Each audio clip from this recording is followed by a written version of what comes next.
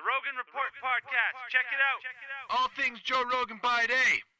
Rogan Report Podcast by night. All day. All night. Half hour to an hour-ish episodes once a week. The Rogan Report Podcast. All right, Shane, welcome to the Rogan Report. Season 1, Episode 7. Episode 7. Wow, that's like a week's worth of episodes. Yep. It's actually 7 weeks worth of episodes. But if you listen to one a day, it would take you a week. Yep. I know. Fascinating. Fascinating. So, ginormous week for Rogan content, though. Been ridiculous. Yeah, there was a special that dropped. There was like 5 podcasts and, of course, UFC 229. Yeah. Conor versus Khabib. I know you were excited. You were supposed to come watch it at my house. I had, a longtime old friend of ours, Art, come over and shut up, Art came. Yeah, Art came and shit. hung, and a couple other good friends, Jeff and Jordan, who I think you've met before. Yeah. It was a great time. We had a really really fun UFC evening. Fucking crazy UFC. Yeah. Did you watch the prelims? No. Right from the first prelim that I put on, I was like, holy shit, these guys are going. I didn't heard of either of the fighters. I was like, these guys are going at it. This is a great fight. And I'm just like, what? I'm trying to talk to my friends, but I'm also just like being pulled away from the conversation by like how great of a fight is happening. And I was like, oh shit, this is going to be a good night. Yeah. And then, most of the prelims were all actually really, really good, like good scraps. I did actually catch the Pettis one. Oh, okay. Little Pettis. Little Pettis, mini Pettis. Yeah. So that was pretty cool. But the big news, of course, was Conor and Khabib. Conor lost the fight fair and square, it seems. Maybe not so fair. He was holding on to Khabib's glove for a little while. And he was towing that cage. Yeah, towing the cage a little bit. Dean had a blind fucking eye for toes in the cage that night. Yeah, so, but he was just getting mauled. So you think maybe Herb was like, man, I got to let him have some kind of chance here. God damn, my feelings were hurt, man. Yeah. God damn. I was so fucking rooting for Conor. It's kind of what I felt. I felt that there was like a 60 to 70% chance that Khabib was going to murk him. And especially... Yeah, I mean, honestly, me too. Yeah. But like, fuck. Because he has the perfect style to like go again. Like if he was a striker, then totally different story. Yeah. But then the other big factor, 2 years out of the game with only a weird boxing match that was like... Totally weird. Yeah, you can't really do that and come back at a high level. I would love to see 2 years ago Conor fight Khabib. Like Conor that even today Khabib fucked up Alvarez. Yeah. That's what I was hoping to see, man. And that's not what we saw. No. Man, he came out walking funny. Like, he didn't look like Conor. Yeah, well, he does that flat, silly I know rubber what you arm mean walk there, every time. but even he was flat-footed. He wasn't bouncing around. Yeah, no, he wasn't creating the angles. No kicks, really? Well, he was using once he got into the third round, he was using that like straight front kick. Yeah. To get to the body distance a little bit, but yeah, and that seemed like it was working. Like when he was standing, I think he won the third round, even though Khabib landed, I guess, one maybe 2 takedowns, but he didn't. Conor got back up, and the third round, I was like, oh shit, we got to fight kudos here. a little bit. I mean, he survived that murderous second round where fucking ground and pound. Yeah, from hell. that was a 10-8. Like, holy Christ! Yeah, bang. Not so good. And then in the third, and I rewatched it again today actually, and and you can hear the Joe and Dom and they're excited. They're like, yeah, like, oh shit, look, we got to fight now. Here we go. Yeah. And Dom's like, oh, he's just conserving his energy. His strategy is to get ground and pounded in the first and second round. A little bit. I mean, against what's his name, Mendez. That was a pretty similar strategy. Yeah, and I would say his strategy wasn't to get pounded the way he was. His strategy was probably to be a little more defensive on the ground but Khabib is a master. He uses his legs to tie up his opponent's legs. Yeah.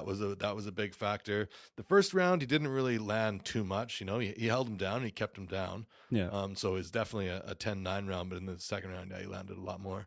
That one shot standing though, when he rocked him, that was in the second round. But that was more of a surprise, I think, than both of them. Necessarily a rock. Like Conor was expecting a takedown, and it was a winging fucking ate right that hand. thing. Yeah. Boom. Yeah. It was. Oh Jesus. Yeah. Good punch. No, I mean, great fight. Absolutely. Yeah. Super I loved great fight. I mean, even if you love Conor, you can't be mad. That was a fucking mollywop. Absolutely. It was still kind of overshadowed though by the Pettis and Ferguson fight. Absolutely. Like right before it. When I watched the Pettis Ferguson fight, I was like, oh my God. Freaking Shane, what are you? Always with this. What are you new? I'd just like to point out to everyone, Shane is new. His phone is on. Always, man. Always. Yeah. My swear, phone's this on is- silent. The only 2 times it's rung on the podcast is the only 2 times that I've forgotten to turn it off. You don't have to turn it off. Just No, just the turn ringer. the ringer. Yeah. Yeah. I got to have it on for some. It should just be off because you're an adult, and adults keep their ringers off. Yeah. They feel the vibration, and they answer the phone when they can. Yeah. That's my theory. I'll write that down. Anyways, Ferguson and Pettis, what a savage fight. And both of them, when there's like bloody mouths and they're smiling like, ah! Did you see Pettis stop just his fucking mug for the camera there? He stuck Yeah. his tongue. Holy shit. Totally. I was like, mean- holy shit. Yeah, holy shit indeed. Yeah. It was pretty crazy. And then he broke his damn hand. Yeah. Fucking brutal. But I mean, what more can you ask of a fighter? No. And that, that is damage that he took in the fight. So it counts, I guess, towards Ferguson's victory. But it kind of makes you wonder, like, if he didn't break his hand, could he have potentially came back? He was turning it around. He was getting destroyed. Like, it was 54. I think the first round was like 54 strikes to 4 strikes. Yeah. But, he definitely has heart, and he was in there, and it seemed like he was still in it and ready to turn it around. I was excited for another round. I think he would have fought, and kudos to Duke Rufus. Yeah. Calling that off. Yeah. He's, and he's right. Yeah. You can't go in there and fight if you don't destroy have a right that hand forever. Yeah. So that was the right call, but it's just kind of an anticlimactic way to finish the fight. You're like, oh well, you want it to finish either in the round or, I guess, to the judges. Is this better than going to a judge's scorecard though? Maybe it is. I don't know. Maybe. I mean, yeah, I don't know. I just wasn't used to it. It kind of caught me off guard. I was like, what? It's over? Yeah. No, it's in between rounds right now. Yeah, I fucking hate that when that happens. Yeah. Or when they stop a fight and then they're like it's all shady and they're like, "Oh, let's go to the footage," but that means the fight's over. Yeah. Like I'm trying to think of who that was. I think it was Musasi versus Weidman. Okay. It was a gross ending like a few UFCs ago. I kind of don't remember. It was anyway. I'll do my research and we'll talk about it. Musasi beat Weidman. He got the win, but it wasn't a win really. It was a doctor it? stoppage. Then Weidman was like, Because I'm fine. was it Weidman's toe or something? What was the run? Oh Jesus! I wish I could remember it now. Wish I'd have remembered it before. I Yeah, brought it up, where's our actually. where's our stats guys? Young Yeah. Jamie? We need the young Jamie. Yeah, we do. All right. Well, that's fine. So, and then of course the other giant story for me was Derek Lewis, getting beat the fuck up for 3 rounds and looking like, okay, this fight is over. And I actually just started saying, wouldn't it be amazing if, and 10 seconds left in the round, bam, knocks him out. He looked like a goddamn amateur. That was Reyes, right? That he was fighting? Lewis? Volkov. Volkov, that's what it was. Volkov, who was on like a huge streak. Yeah. Has been beating everybody. Should have won that fight. Looked too. good. He was like, not the same kind of power that Lewis was throwing into his shots, but like consistent and definitely landing. And, even if that guy hits you at 50%, it's twice as hard as you was on. 10 seconds left. And he basically gave it to him because he did a stupid leg kick, let his hands down, and Derek's like, oh, okay. Yeah. See ya. That's crazy. I wonder. Jesus, what a knockout, though. Think they'll do a rematch for those two? Maybe. But Or I think will Derek Lewis get the- was already screaming about a title fight. Yeah. And maybe rightfully so. He was number 2 before. Sure. Yeah, that makes sense, but I would like to see But Volkov. Jesus, can you imagine him fighting DC? Like, I don't know. He's a lot bigger than DC. that's true. When he lands that fucking... They're both kind of fatties. I can imagine it. Yes. But he's a way bigger fatty. Yeah, he is. Way bigger. Yeah. Yeah. But DC, yeah. But then there's the wrestling of DC. Like, Derek has 0 answer for that shit. Yeah, no, I think DC for sure could take him down. DC, I think overall, technically, is a more skilled, better fighter. Oh, for sure. It's just a question of whether Derek But then Lewis it's can land on him. right now with the light heavyweight and heavyweight, things are super muddy because John Jones is back. Yeah. There's this Lesnar thing looming with DC. Yeah. So Not sure if that happens. yeah, or we'll not. see. That's until How about let it go with Lesnar? Christ's sakes, I hate that guy. Go back to fucking pretending to fight and taking your juice. Well, he fought for real, right? His that's roots true. were he was He was a real bad wrestler motherfucker, and a bad motherfucker. yeah. But yeah, in the UFC, But after Hunt, man, like Hunt's one of those guys I love, and he's fucking juiced up for that fight. And yeah, they kind of knew he was juiced before it too. That's a gross story if you look into it. yeah. Like Conspiracy theory. Yeah. Put our tinfoil hats on and For sure. talk Mark Hunt versus. No, so give me the deets. What have you looked into? well, Lesnar pissed hot right after that fight. Right, but not leading up to it, or what? Well, they was say it, were that they he not that testing? there was that's the rumor is that the test actually happened before. It just wasn't released until after the fight. And you think that that the UFC knew he was? Well, Mark Hunt was actually pressing charges. He had a whole lawsuit happening over it, and that's why you really haven't seen Mark Hunt much. Right. Yeah, that's kind of vaguely familiar. I thought Mark was retiring. He was like saying No, he was he's gonna basically retire. been battling the UFC, although he is fighting, I think, right away. But yeah, he had some issues, like they were worried about CTE. Yeah. So he hasn't fought for quite some time. Yeah, I like Mark Hunt. He Yeah. seems like a good dude. Yeah, I like his walk away, one punch knockout, and he doesn't even like go for the hammers or anything. He just walks away. And he knows. All right, cool. So should we talk about the other things? So beginning of the week, Strange Times comes out. Was that Monday?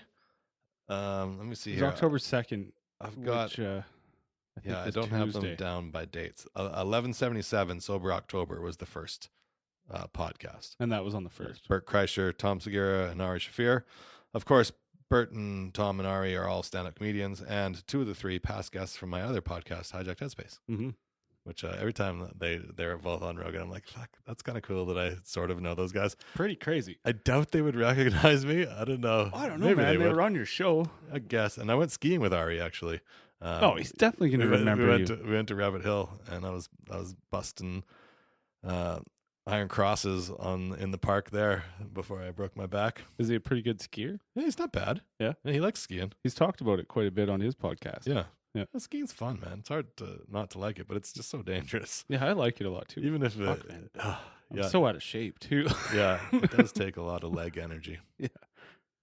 So the big thing there, they're all doing Sober October, Mhm. which in how they're doing it, everyone, I was getting shit from my friend Jeff, actually. He was like, hey, if you're doing Sober October, but you're not going to be sober from marijuana, from cannabis. And I was like, look, I make the rules for how I do Sober October. Yeah. And my rules for Sober October is I'm not going to drink at all. You know, Yeah. I might still use cannabis from time to time if I have the need. I do have a medical prescription after all. Here's the thing. Using cannabis isn't adding to your health or taking away from your health. True. It's not doing anything. And that is my biggest reason for doing Sober Alcohol October. will add weight to you. You're storing sugars. Yeah. You know. No, absolutely. So, anyways, I'm doing it my way, and I haven't had a drink. It's what are we on, the 8th or 9th now? Oh, nice. Today's the 9th, Yeah. and I haven't had a drink since last month, 30th. Yeah. We hit the bottle and the carbs pretty hard, though, coming into October. Like, when I weighed myself, I was like a good 9 pounds heavier than I kind of usually am. Oh yeah. And then now I've basically lost all of that, and I'm back to kind of my average weight that I was hovering around Nice. for the last kind of 6 months. And hopefully we keep going from here. We are doing low carb, not full keto, but like I haven't had really any processed sugars other than the one cheat meal, which of course Thanksgiving. How can you not? Yeah. And then also I haven't had any like breads. Normally I've been having lettuce wrap burgers, and I've been having a lot of eggs and salads, that Have you avocado learned- salad that I made there that you had before. That's a good one. Yeah. Have you learned to like those lettuce wrap burgers yet? It's better than not having a burger. For sure. Like, Yeah. I don't know what else. Like when I forget to bring food with me, I've been enjoying some like charcuterie without crackers. So charcuterie, of course, cheese and meats. meat and vegetables. Yeah, and yeah. I'll bring and some like we have this like low carb ranch dipping sauce, Mhm. and so I've been really enjoying that. And that's high fat, but it's also like super high calorie. Yeah. Like when I one meal of that will be like 2,000 calories. And so even though I'm cutting out the carbs, it's still way more calories than I'm kind of supposed to have in a meal. Yeah, but I still think it's probably helping quite a bit. It might be, and I like to think that also. My I don't know if I'm going to change and make some other adjustments kind of mid-October here and do something else, like add something to it. Maybe start restricting my calories to keep them under 2,500. The first day I was like under 2,500. I think it was 2,200 and something calories. But I've had some subsequent days that have been well over 3,000 up to 4,000-ish. Yeah. So I don't know. But I have been pretty strict about, definitely strict, no drinking at all, and pretty strict about the low carb thing.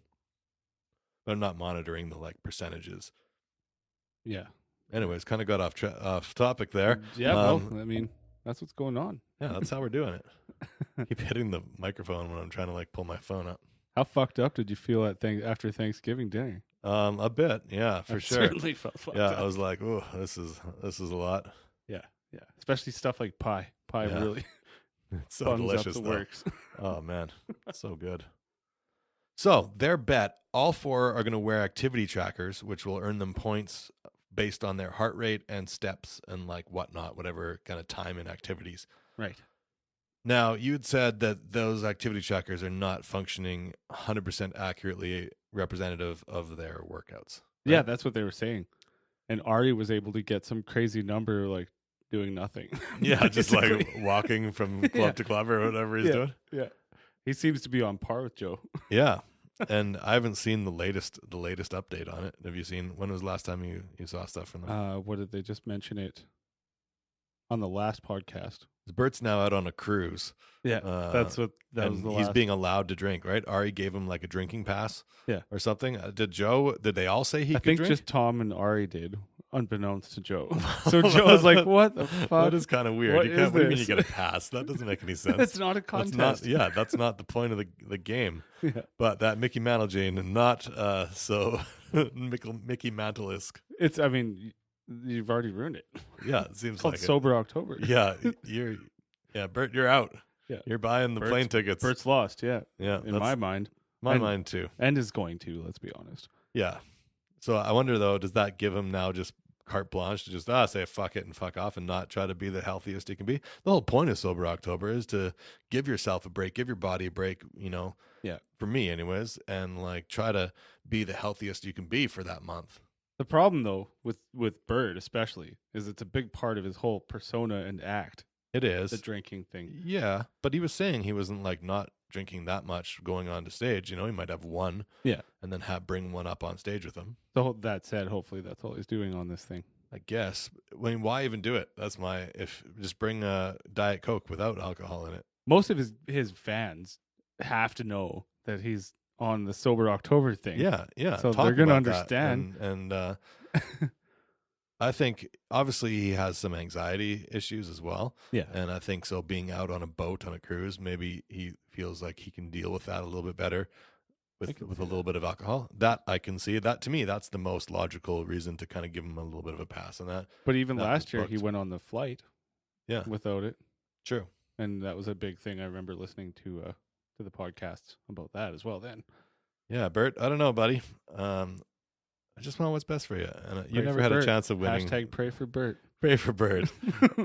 Never had a chance of winning this competition, but I do want you to be healthy and happy. And, I love what you guys are all doing out there. Yeah. It's inspiring. I don't know that I would be doing Sober October. Last year I did Sober September, I think. Did you? Yeah. But that was like right before the whole thing even happened, right? Yeah. And I just was like, I take a month off of drinking. I've done it. I don't know, maybe 6 of the last 10 years. Oh yeah. So I do it every year or so. Yeah. And I feel better about it. Anyway, I used to smoke cigarettes, and I don't know if we've talked about this in the podcast, but I got super addicted to smoking cigarettes, and then I had to quit them because cigarettes are terrible. Terrible. And quitting smoking cigarettes was so hard and so shitty that I don't ever want to have to go through something like that again. So like as soon as alcohol starts to feel like, oh man, I'm starting to feel like I might have a little bit of a craving for this, I'm like, whoa, I recognize that. And I'm like, okay, time to back the fuck off. Yeah, that's scary. Settle down. Cause I don't want to have to go through quitting alcohol the way I had to go through quitting cigarettes. And cause I love alcohol, I want to be able to enjoy it for the entire rest of my life. I don't want to have to never have it because it became some kind of giant problem. It turns into a crutch. It does. Yeah. Yeah. The cigarettes thing though, man. Jesus. Those things are evil. The worst. Yeah, The worst thing I've ever had to do. Yeah, it just controls your life, and there's like zero benefit. I guess that you could say a little bit of benefit from caffeine, that you have, creativity boost. Obviously, Joe has talked about it, and Stephen King felt like he had a real hard time writing when he quit smoking cigarettes. Do you remember any fondness? Like, for me, I can like picture sitting out on like a step with a coffee. Oh, sure. That slow inhale and it was fun. Contemplation. Yeah. I enjoyed smoking. The like physical sensation of smoking was super enjoyable. Especially as like a teenager when it was new and you like got used to inhaling. It didn't burn anymore. You're like, God damn, I'm hard as fuck. Yeah. All the like badass people in TV and movies all smoke cigarettes, and so shit's real, man. Yeah. I missed it a little bit in that regard, but when you look at all the like logical aspects of it, it's just it costs money. It controls. You have to plan your life around being able to go in and buy cigarettes. Yeah. And you have to like go out when it's super cold because you're not smoking inside places. You have to go stand outside in the freezing cold. Well, in this day and age, you're basically a pariah if you smoke. Yeah. Nobody smokes anymore. Yeah, true.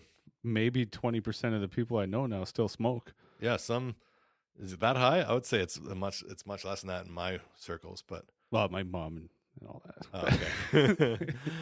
Who I wish would quit. Yeah. No, actually, that's a lie. She has quit. She just told me at Thanksgiving. She's on day 8. Day 8. I almost didn't give her the credit. She would have kicked my ass. Congratulations, Mrs. Roach. Yeah. Well, not really Mrs. Roach. Good guess. So that was Sober October. They talked about the bet. Whoever loses has to buy. They decided they were going to do kind of a graduated system, so it's not one person spending all the money. But I believe what they kind of finished on was whoever loses has to buy plane tickets, and then like the third place person has to pay for the accommodations. Second place person has to pay for a nice meal, and the first place person doesn't pay for shit. And Joe was ideally going to use his weight as a UFC announcer to get them some rad tickets to some really good fight. Ari seemed super annoyed about the whole financial a fight. No. But also about paying. Let's go fart on each other. He's like, let me piss down your throat. No money. Yeah. He's a strange bird when it comes to money. Even like I've heard him talk on his podcast and a bunch. Like it's not even in his brain really. Yeah, which is cool. Mm-hmm. Keeps him creative. But they talk about how depressed he used to be because of money. Well, and other things, I think, and he was on some antidepressants back early, and he's talked about this a lot. Right, yeah. But Joe kind of helped him through that, too. Yeah. One of my favorite podcasts that Ari ever did, have you listened much to his podcast? Yeah, quite a bit. Skeptic Tank, is that what it is? Yeah. I think that's what it's called. Yeah. He did a podcast with my friend Kathleen McGee. Yeah. That was really, really good podcast, and she talks about rape jokes, and as a woman in comedy, what it's like. And spoiler alert, she is in favor of them. It's not, she's not like, oh, no one should be making these. All the male comedians are making me feel uncomfortable. Yeah. And she's just, everyone go and find that episode. That's a great place to start for Ari, I think. And it was a really enlightening conversation. So from that and from your old show, I actually looked right into her, and I listened to a bunch of her podcasts. Oh, yeah. Kathleen McGee is a hot mess. Oh, yeah. I've listened Make more podcasts, Kathleen. I've listened to a bunch of those as well, and I was on her previous podcast, Table 9, I believe it was called. Oh, I didn't even see that one. She used to do a podcast here in the city with our friend Samson. Oh, and, okay. It was live. They did it at the Empress, and they did it live on stage to people that weren't really paying attention. So it wasn't it? So yeah. This sounds like early in the podcast. It was. That was we were doing Addict Headspace for a couple of years. So it was probably 2013 or 2014. Maybe 2015. Kind of a tough sell on stage. Well, I don't even think they were broadcasting it through the like PA system. I think they were just up there doing the podcast. Oh, okay. And it was like maybe the front row of people could hear, but everyone else in the bar was not paying attention. Yeah. I kind of don't 100% remember, but I know I did it once. That's awesome. Yeah. Yeah. Shane, this is going to be a 4-hour episode. We have so much left to talk about. Yeah, like strange times. What have we dipped into here? We've done the first episode, and I guess we've talked about the UFC. That might come up again. Yeah. I might have more things to say about the UFC. Go watch Strange Times. Strange Times. Great comedy special for sure. Absolutely. I dug it. I don't know. I still think his best bit is the end of Triggered, where he talks about The Bruce Jenner. Yeah, can we spoiler that? I won't do any of the jokes, but his Bruce Jenner bit from the end of Triggered, I think that's his best work. Yeah. But overall, as a complete special, this might be. I could see the argument for this being better. He says it's better. He feels it's better. Yeah. I do feel like I'd heard a lot of the punchlines that he's made those jokes on the podcast. Yeah. And not. So it's not a lot of new material, especially if you're a super fan. You've listened to every single episode. It's all very familiar subjects, and It is, but you're not getting it in this in the act way that you're getting it from the special. Right, You're right. not getting the full comedian sometimes I think it's almost funnier in the conversation kind of. than it is in a setup, punchline kind of format. Yeah. But that said, I thought it was great. Super good. I actually saw Joe when he was here last year. Yeah. So I did actually see a lot of that stuff. Right. Yeah. You would have seen even more. It was on the Strange Times tour. I so. didn't. I did not see the Strange Times tour. I thought it was a good economy of words. He was sure. he definitely. You could tell he'd self-edited, and it was very clear, very easy to understand everything that he was talking about. Easy to follow, well-crafted ideas. Comes hard at the ladies. Spoiler alert. I don't think so. But not in an actual He says way. that he understands why women are feminists and dudes are gross. Yeah. So if he was a woman, he would be a feminist too.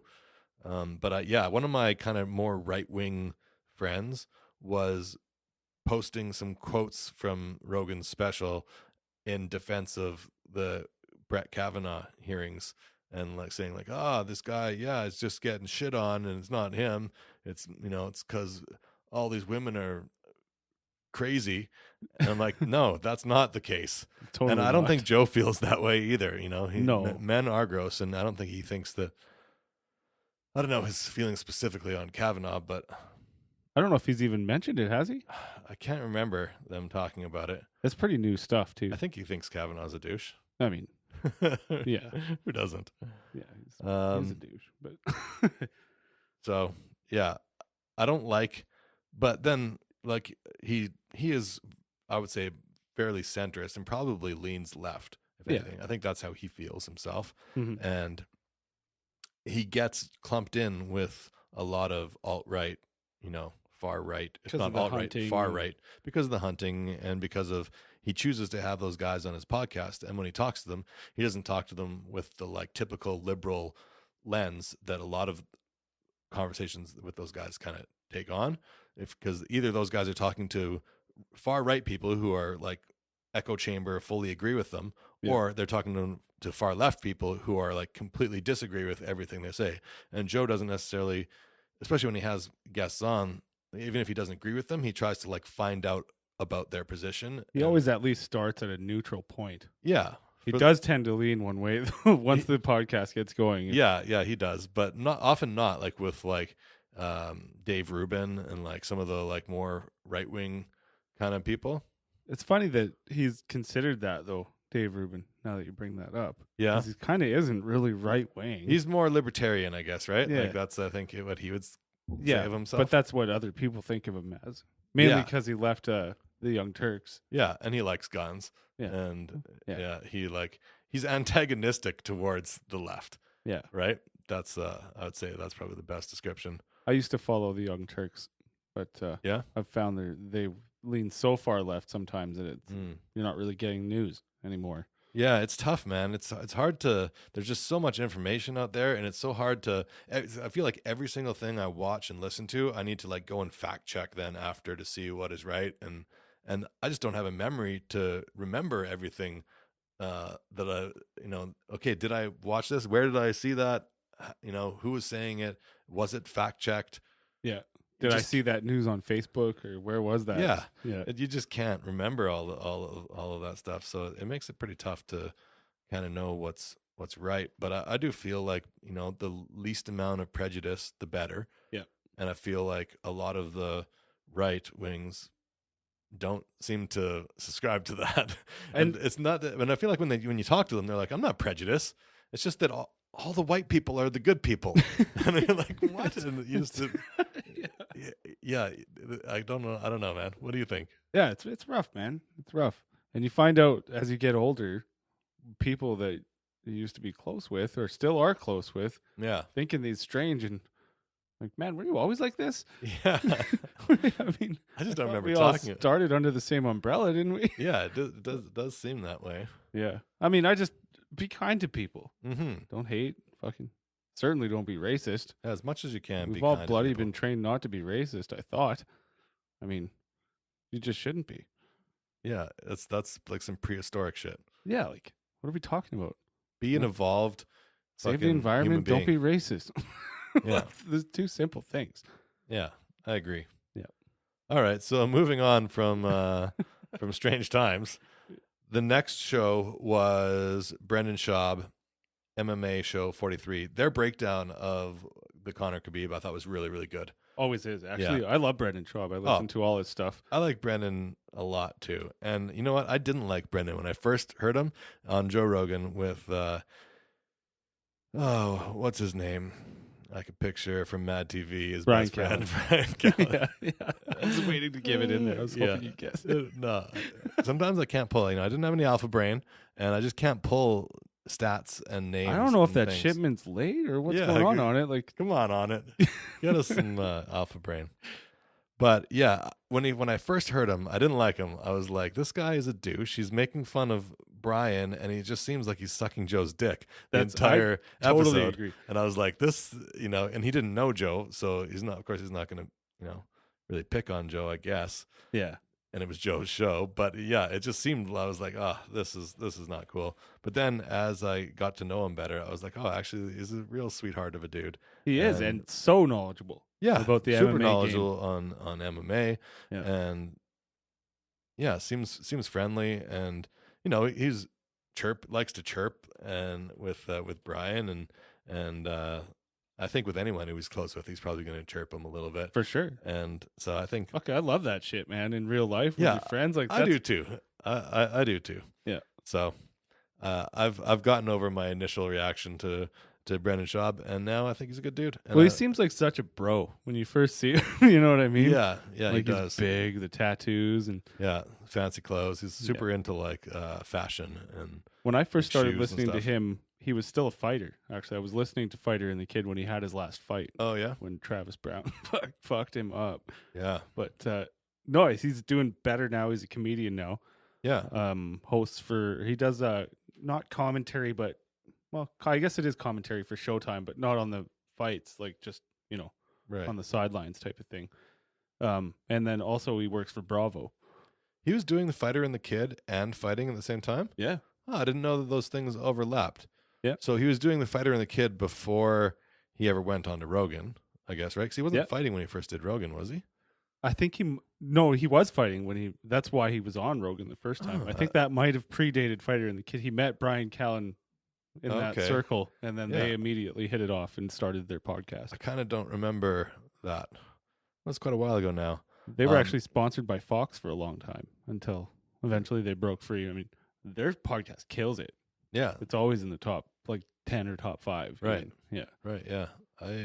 There's just not enough hours in the day I have so many podcasts that I listen to, and for a while there, I was like, seemed like it was the perfect amount. Yeah. And I was listening. Sometimes I get a little bit behind, but then one show would stop for a week, and I'd be able to catch up on everything. And now it's just there's no catching up. There's some. Well, there's always new ones too, right? I'm just behind now, and just getting further and further and further into a sinkhole of podcasts. Sometimes you just have to clear out the downloads. Yeah. Start with where you're at now. Is that what you do? I've cleared the list a few times. Literally, Joe's the only one Joe and Fighter and the Kid are the only two that I've heard all of them. Yeah. Yeah. Okay. I've listened to all of them. Let me go to my list here. I'll see. I've listened to all the Smodcasts, Kevin Smith and that's a good one. Scott Mosier. I forgot all about the Smodcast. That was one of the first ones I ever listened to. I really like Waking Up with Sam Harris. That's a good one, yeah. Yeah, I just listened to him talking to Scott Adams, Dilbert creator, about Donald Trump, and they were, kind of debating whether Donald Trump is good at being a president or not. Oh yeah. And what a great show. Of course, my friends' podcasts, It's a Conspiracy, Learning to Listen. I just discovered that one today, and I went deep on it. I listened to all 3 of them. Yeah, that's a great show, Andrew. I think you're doing good work out there. Absolutely. My only criticism is that it's once a month, and I think that it should be once a week. I would love to hear more content from those guys. I think his reasoning would probably be the research, right? He's got to. I don't think so. I think I don't know. I mean, he is a busy guy. He's got a handful of other things to do. So maybe it is that. He just doesn't have time for it. Yeah. I mean, Charlie's on there too. Yeah. From who I hear on Learning to Listen. Yeah. He's the young Jamie of essentially both of those shows. Yeah. He's like he does the tech guy. Hey? Yeah. Yeah. He loads up the computer and gets all the tracks recording. Awesome. Yeah. He does a good job. He does a good job. And he did all the artwork on my album. He's a heck of a good drawer. Works for View, does a lot of the cover artwork on the View magazine. Yeah, yeah. That's awesome. So Old Man Design, I believe, is how you can follow him on Instagram. Absolutely. Shout out to Charlie, Old Man Design. How Did This Get Made? Do you ever listen to those? Oh, I think I have listened to a couple. It's Earwolf, which is essentially like the guys from the League. I don't know about Earwolf or the League, but it's like Nick Kroll. Okay, I know Nick Kroll. Yeah, he's going to be on Rogan this week, actually. Okay, maybe even today he was on it. I don't know. But basically, there's just this group of people that shit on all these like terrible movies, and they're hilarious in how they break down how bad these movies are.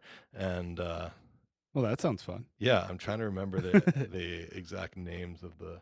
I'd have fun doing that myself, I think. What about Bill Burr? Do you listen to his Monday morning podcast? Yeah, I've listened to like 2 or 3 of them, and I like them, and I like Bill Burr, but I just don't have the time. Again, yeah. Crime in Sports, Kill Tony, Disgraceland, the worst podcast ever, which is a local show, True Crime Garage, You Made It Weird, Garner Andrews Show, which was being put out every single day, which is just a recap of Garner Andrews' radio show of callers in Edmonton calling in and talking to Garner. Oh, okay. So he's got some content. Yeah, built up there. It's only about 20 minutes. They would take the whole 4-hour morning show and break it down to like the best 20 minutes of talking to people. Oh, that's pretty sweet. Yeah, it was good. Now they're just doing once a week, and they've changed the format a little bit. Smodcast, of course, This American Life, Radio Lab, Savage Love with Dan Savage, his other podcast, The Blabbermouth, which is more political. Of course, Dan Carlin's Hardcore History, Your Mom's House with Tom and Christina. Well, no wonder you can't keep up. What the fuck with Mark Barron? You've named like 50 podcasts. James About Good Old, S-Town, Serial, Missing Richard Simmons, and lastly, Kathleen McGee is a hot mess.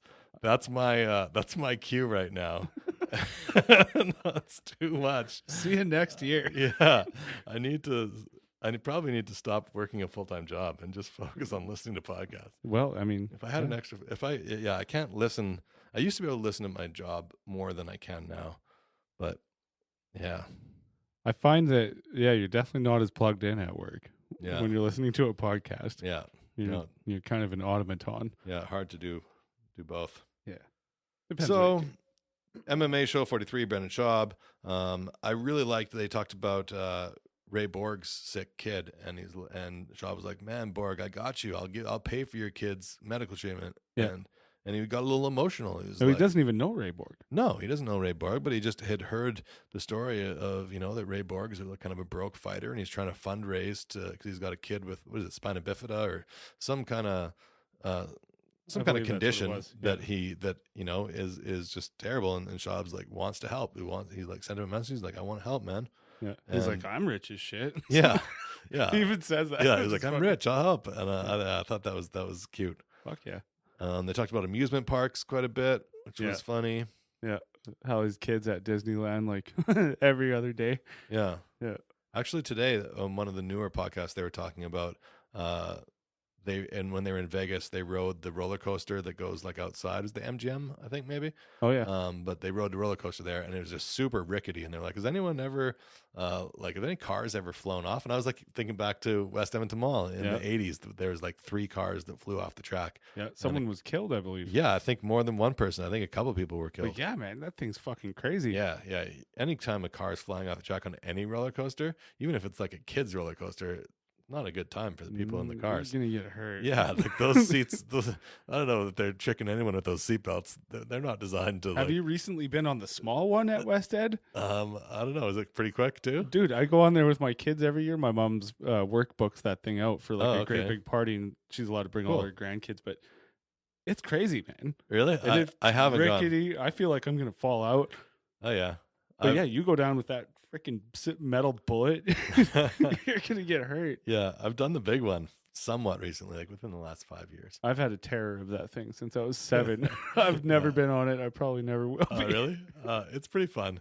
The first part is you go slowly up a long climb, and then it's down a fast chute. And there's, it's famous for being the only indoor triple loop-de-loop roller coaster in the world, or at least it was in like 1984 whenever they built it. Well, it used to be the biggest indoor amusement park, I believe, in the world. But probably not now. Everybody's trumped us at this point. I think they're not even in the top 10 anymore. Yeah, but I think they are still. They're definitely in the top 10 for biggest malls. There's that one, Mall of America. I think there's a mall in Japan now too that might be big. Dubai also has a great big one. Yeah, Dubai. I mean, that's just the land that money built. Yes. 1178, Dr. Rhonda Patrick. Yeah, I mean, she's a smart lady. Such a smart lady, and her podcast is always so much to take in. Yeah, and I'm like, I understand about 30% of it, and Joe often says it's like, this is one you're gonna have to take notes and then go back and listen to 3 times. I'm like, Joe, I don't have the fucking time to listen to 1 episode of your show, much less to go back and listen to it 3. Take notes of what though? Like, what are you even saying? Yeah, she uses a lot of like scientific words. So she did compare, the risks of carnivore diet versus like a paleo or keto diet, which she tends to go on. She's always about health and gut health, and she's got a PhD in biomedical science, and she's an expert on nutrition, which is what's drawn Joe to her because he's all about health. They talked also about how living in cities maybe not greatly, but definitely shortens your life and puts you at risk for heart disease and strokes and Alzheimer's, and that's like a host of correlation versus causation, kind of one of those arguments. You're like, right? Is that the cause, or is it it's correlated that living? But certainly it's a risk factor. Kind of seems like a bit of a no brainer. Like, you're going to be surrounded by brake dust or not surrounded by brake dust. Probably you're going to be more healthy. Yeah, not surrounded by brake dust. Probably. I mean. Yeah, she seems cool, and she seems really, really smart, and I'd like to hang out with her, but I feel like I'm too stupid to have conversations with her. I'd feel dumb the whole time. Yeah. I feel dumb now, even talking about her. Yeah, let's move on. 1179, Nikki Glazer. I would not feel dumb talking to Nikki Glazer. No. I like her. She's of course super funny. She's an American stand-up comedian, podcast host, and television host. She's currently hosting You Up with Nikki Glazer, which is like a radio show on Sirius. Yeah. And was fresh off Dancing with the Stars. Yeah. Having been the first one voted off. Yeah. And she had said that was like a longtime fear of hers, like to dance in front of people. She's not a dancer, has no natural talent for it. But she's like, you know what? I'm going to like go ahead and I'm going to do this. I'm going to put 100% of my energy into it. And she did. And she tried as hard as she could possibly try to learn dancing. Felt like she did. Yeah. She made some amazing strides. Her coach was saying what an amazing progress she'd made. Yeah. But they were still like, no, you were awkward and clumsy and you were terrible. You're terrible. Yeah. You will never be able to dance. So 2 of her greatest fears, dancing and then being criticized in front of everyone. Yeah, they came true. Happened. But she was saying, I think that was kind of freeing, now that she's done that, and she wants to go back potentially and try again. Yeah. You think you could handle Dancing with the Stars? Oh, I'm too fat for Dancing with the Stars. I would sweat a lot, and then I'd probably I'd throw up like halfway through a dance, and then it'd be like, oh, this sucks. This guy's definitely voted off. I'm terrible at dancing. Yeah. I can do a decent moonwalk. Like, not not great, but not the worst, and that's about it. I used to do the drunk white kid shuffle pretty well when I was yeah. 18. We all used to do that. Yeah, Hold your beer and side to side. yeah, I could do that somewhat.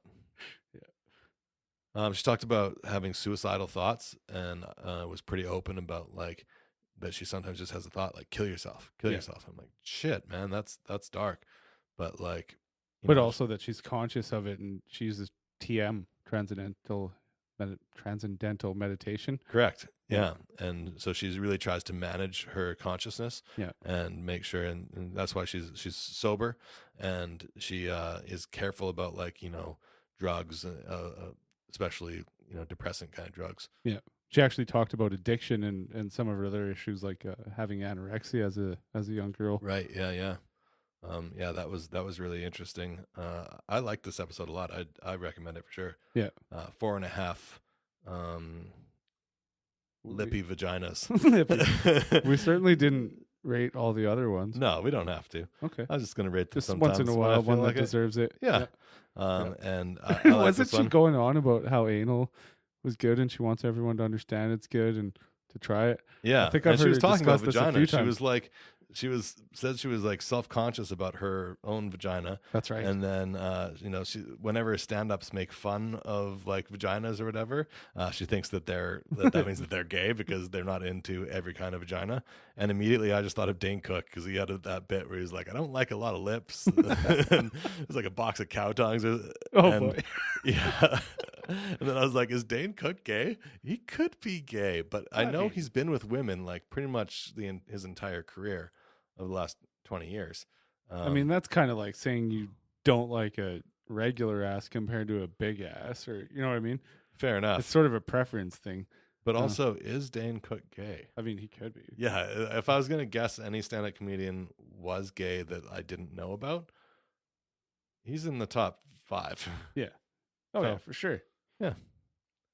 I mean, You could be right, Nikki. You could be right. in this non-binary age, anybody can be anything. Yeah. And I mean, not that there's anything wrong with that. No, And that's not good. that there's necessarily anything wrong with making fun of vaginas either. No. Or non-binary stuff. Yeah.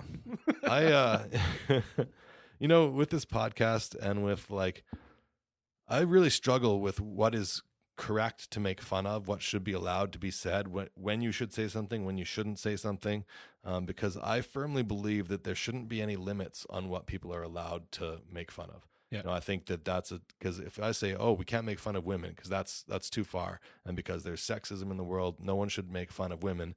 If fine, but then if I feel that way, why can't you feel that I shouldn't make fun of people who wear RDS hats like you have on right now? Exactly. And and then you can't say that that's any less valid, or of course all the different kinds of racial humor that is out there. But also I do understand how it can have super negative effects. Like if you're with a group of young boys and you make a rape joke, it's possible that those boys won't think that it's as big of a deal. It becomes less of a big deal. Right. They know it's a joke, but also funny. Funny. It's funny, and it does lessen the like impact that it would have when you find they would be. So I do think that sometimes jokes can be damaging. Yeah. And certainly you should time and a place for everything. And I think For sure. on a podcast where we're exploring these kinds of ideas and trying to be entertaining, we're probably going to sometimes make some jokes that will come across as offensive. I would hope, though, from listening to us and all our thoughts and views on everything else, that you kind of get that we're joking and you see how we actually feel, I think. I mean, yeah, maybe not. But a lot of people don't. Maybe not. A lot of people, We're still getting to know us, and you're getting to know, True. We'll see. But, I mean, let me stand out right now. I support basically everything. I want everyone to be happy. Yeah, I want everyone to be happy too. Yeah. But I also, firmly believe in free speech, and Yep. I don't know. I wrestle with it a little bit because I feel like I should be able to say anything I want to say. Any joke that comes into my head that's funny, if I say it with the intent of trying to make people laugh, that should be okay. But I also recognize that it's not okay sometimes, because sometimes it could be damaging depending on my audience and so I don't know what the right answer is. Yeah. Like you said, time and place. Time and Depends place. who you're talking to. Yeah. I guess know your surroundings, be aware of it, but Yeah. yeah. I don't know. My girlfriend gives me shit all the time because, like, I like to watch Tosh.0, Oh yeah. And recently I just got a DVR and I've been watching a whole bunch of old Tosh.0, and she hates him. She's like, he's so sexist. And I'm like, he doesn't believe those things that he's saying. He's saying those things to be funny. Yeah. And she's like, well, he shouldn't be saying those things. I'm like, well, should he or shouldn't he? Like, I don't. Who's to say who should say what? I know. That's what I say to her. And she's like, well, you shouldn't, that is obviously Well, bad. some people feel And they that's are the offensive. ones to say who should say what. She's like, that's offensive. I'm like, it is offensive, but, I'm not as offended by it as you are. Yeah. Because you're offended by it, does that mean he shouldn't be allowed to do it? And there should be some kind of police force that goes in and like takes him to jail? Or should he just not be allowed to have that show? And if we're going to say he can't have that show, then what other shows do we take down? Do we take down shows that are serious, that have, like, does Game of Thrones, because it's not funny, but it also is pretty violent and pretty crazy. Yeah, right. Do we take Game of Thrones off the air? I don't know. Crazy. It's just like, it's such a difficult subject. And I think things should be attacked and should be talked about. I don't think things should be hidden. No, I think that I by agree too. making jokes, you're bringing up the conversation, Mm-hmm. And yeah, for sure, sometimes jokes are gross. Mm-hmm. Funny's funny, though. Yeah, but if it's a funny joke that is like, like if we're making jokes, there's lots of like racist jokes that used to go around all the time. For sure. And if you're making that joke, does it affect you in a negative way for making it? Right. And it makes you Yeah, desensitized I mean, to an to extent, racial for sure. issues. To an extent. Some So of then- the ways I've maybe spoken, thought when I was younger would definitely make me cringe now. Yeah, me too. But that's growing up, man. I mean, right? But should those not? So we're saying that those shouldn't be allowed. I mean, They I have to guess be allowed, but they shouldn't be. They just shouldn't be done. Even though they should be allowed, but they shouldn't. so. I guess by being conscious and not using the things as much, you are influencing the next generations to use it less and to be less that way. So I mean, yeah, I guess in the long run, it's a good thing, but it's so weird to censor things, Yeah, you can't. It's a slippery slope. I go back and forth on it. Yeah, when I mean, listen with to my Jordan kids, Peterson I talk. preach, acceptance and definitely not to speak in racist ways. Yeah, and And I try to don't judge encourage any everyone. racist jokes either. Right. So, I mean, Yeah, but when is a racist joke okay and not harmful? shit. I guess it really isn't ever not harmful. Yeah, so then, but it can't be outlawed because we believe so hard in free speech. Yeah. I don't know, man. So what? It's You just have to accept that there are racists. I don't know. It's a really I think the big thing with humor is that it's satire, right? Like a lot of what Stephen Colbert did for all those years, being a right wing Christian. Yeah, that was satire. He doesn't actually believe those things, and he's making fun of Christians by saying that. So if I'm making a racist joke, am I making fun of racists? maybe. Like It that's depends how, on your delivery and your platform, right? That's kind of how I see it when I make a joke or a sexist joke with my girlfriend. Like I'm making fun of people that actually believe those things. I'm not making fun of I don't actually want any sexism to come towards my girlfriend. That makes sense as long Unless as she understands that's what's happening. But she doesn't. She's pissed. So I don't know. I don't know how to deal with it. I mean, Yeah, I need help, listeners. If you can help me out on this subject, it's so complex. And whenever I'm teetering like this, I kind of go back to the side of free speech, though. yeah, I don't want things censored. I don't want controls put on society. true. I want society to be better. If Yeah. that makes any sense. Me too. And I think you can tell, if somebody is actually actual racism, and I guess there's a giant spectrum there, but people that are saying, string that guy up in a tree and let's set him on fire, that is real racism. People Yeah. that are actually trying to prevent people of other races and genders and sexual preferences from getting ahead because they actually believe that they're lesser forms of life. Yeah. That's not cool. No. But does what we do contribute to that? I mean, I don't think so. Okay. I don't think so. You I heard think it here if you look first. at history, how far we've come You don't see people strung up in the trees anymore. You don't see that's that true. stuff. That's true. In general. I mean, of course, you go to certain places. Yeah, just still, as racist still as it prevalent. was 20, 30, 40 years ago. But, True. But for the don't most live part, there. society is getting better, and we're moving in a direction. It's like a giant ship, and you can't steer a giant ship on a right angle. You have to steer it a couple degrees at a time, and eventually, overall, if you compare us to people living in the 400s, we're better off. Shit's good. It's safer. I think classism almost is a bigger thing than racism. Yeah. Yeah. And that's almost more like muted and I think kind of hidden, whereas before it was really obvious. If you think, I'm thinking of like British royalty. Yeah. It was like very odd. There was very obvious different classes of people. Yeah. And, it's a little bit less obvious now, but certainly the like richest 1%, millionaires that are out there, yeah. Well, and that said, though, the middle class seems to be disappearing. Yeah. At least in some sense. You do see a lot of philanthropy, though, from also super rich, like higher class people. Yeah. So, I mean, as you should, but some of them, the ones you hear about, how about all the creepy ones? Yeah. That hide behind the shadows. That's true. The like Middle Eastern oil princes that are trillion bazillionaires. Yeah. But how is that affecting? Like, how is classism affecting our society in North America? Well, I mean, if you look at the States, right? Yeah. I always think kind of more the States than Canada. It feels like we're kind of a muted version. I don't know of what's going on down there. I wonder, because I do kind of have that instinct in my head, and I know Rogan often says 20% less assholes as soon as you cross the border. I mean, I know plenty of fucking assholes right here. Alberta is like, like it seems like that kind of racist, white kind of conservative mentality is alive and well here in Alberta. Absolutely is. Yeah. Mm-hmm. Although, I mean, I know a lot of people that think more along my way, or me too, like the arts community that we're both a part of, for sure, is definitely leans left, and I think there's definitely clearer lines than there used to be. Mm-hmm. That's what Trump has brought about. Mm-hmm. I mean, we've found out where everybody lies on which side of the fight, I guess, air quotations, but yeah, I don't know. But how are you seeing classism? Oh, right. That's the question.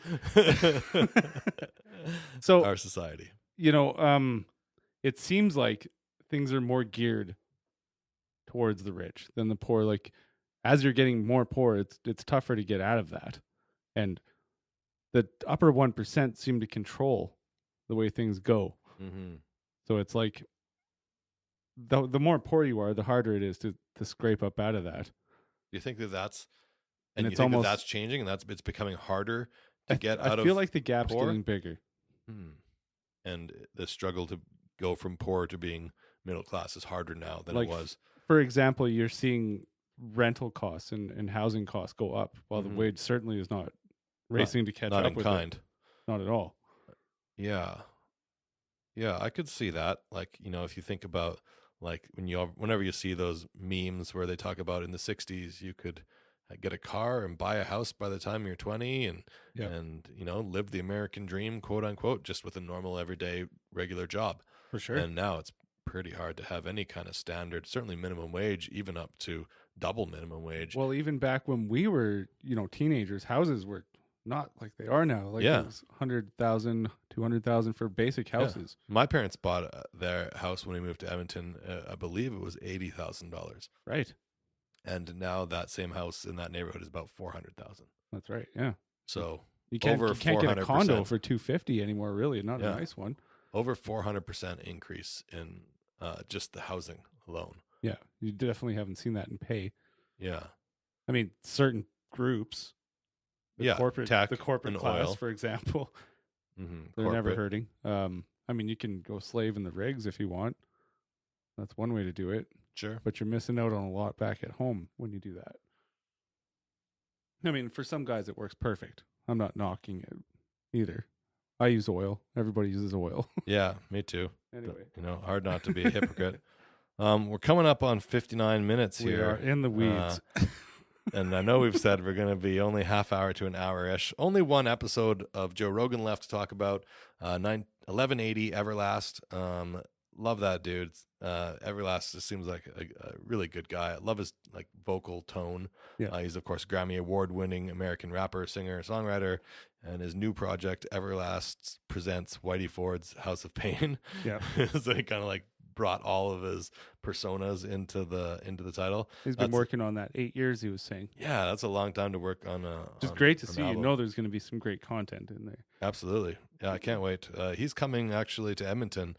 I saw on Facebook that I got an ad notification. He's going to be at like the Starlight Room, I think. Oh yeah, Yeah, so that might be worth going to. I was like, shit, that's the Starlight Room. That's probably like a $30 ticket. I'd probably go to that. It might be sold out at this point. I don't know. Yeah, it might be.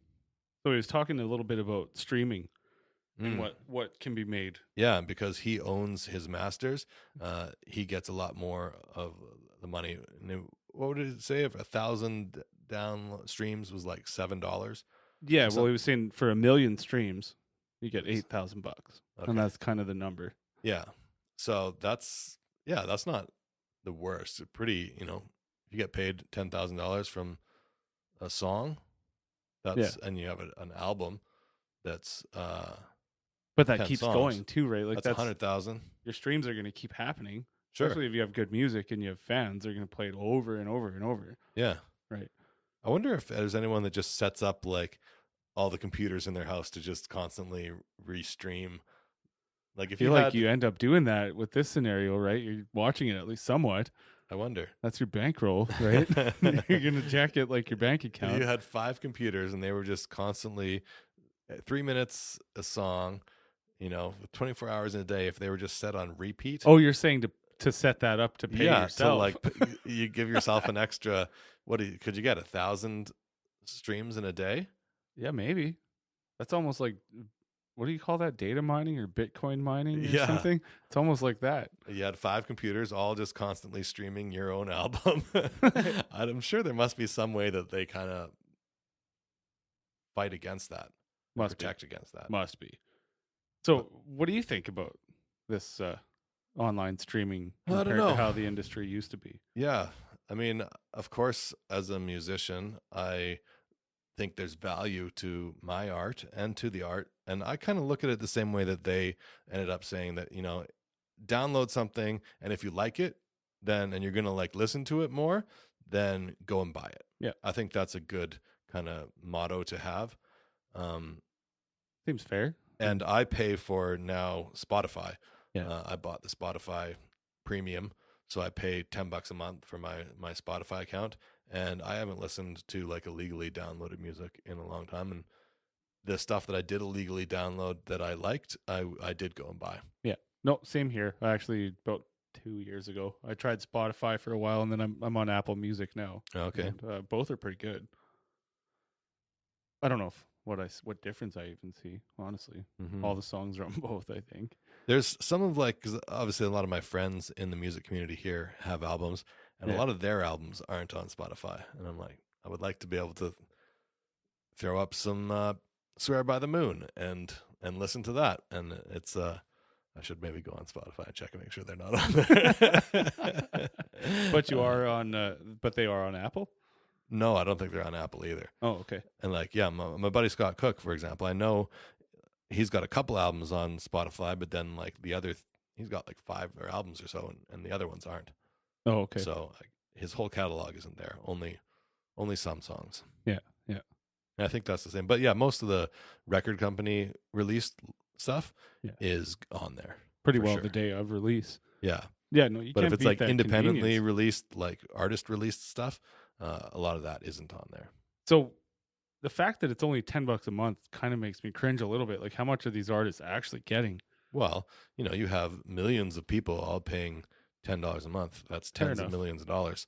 But if you compare that to buying an album a month, that would have cost you way more. Oh, sure. But there is no physical, like you're getting paid that, and there is no physical product that has to be made. That's to go true. out There's to it. way So it's less overhead. Yeah. So I feel like it's pretty fair. Yeah. And I really don't have a problem.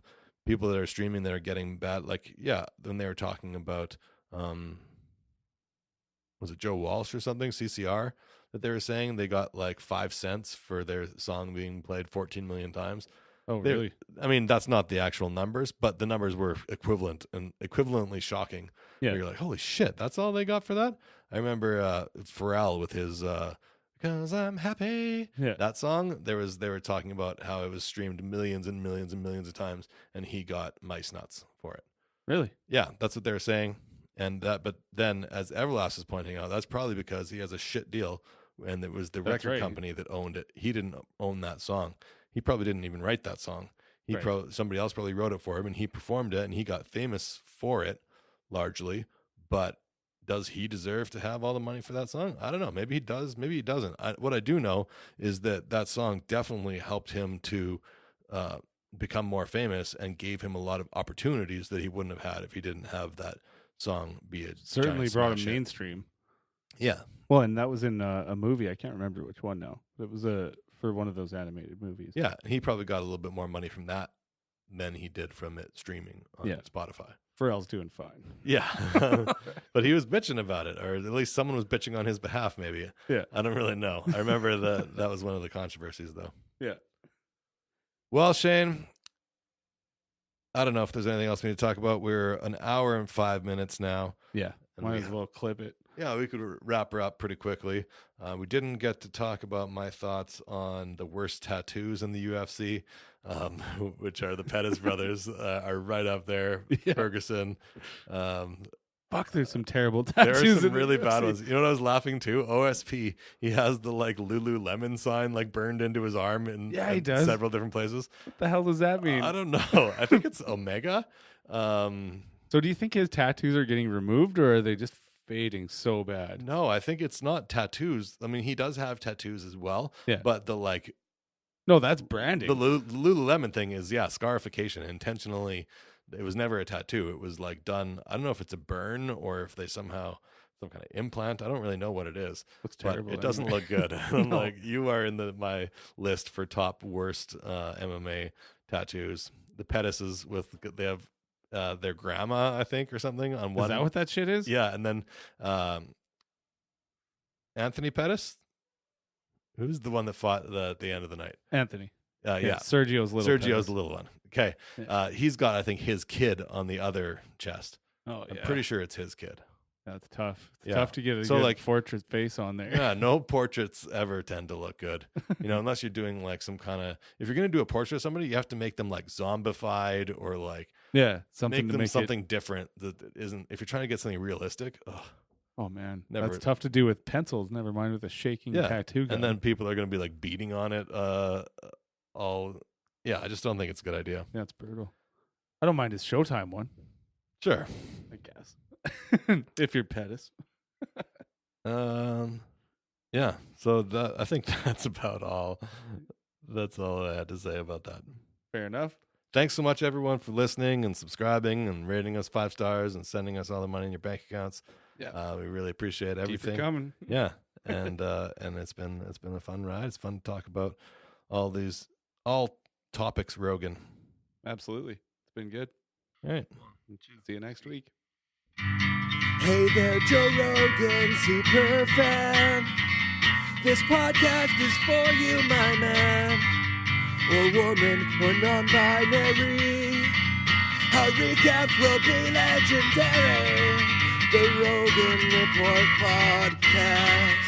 Come on, you'll have a blast at the Rogan Report Podcast.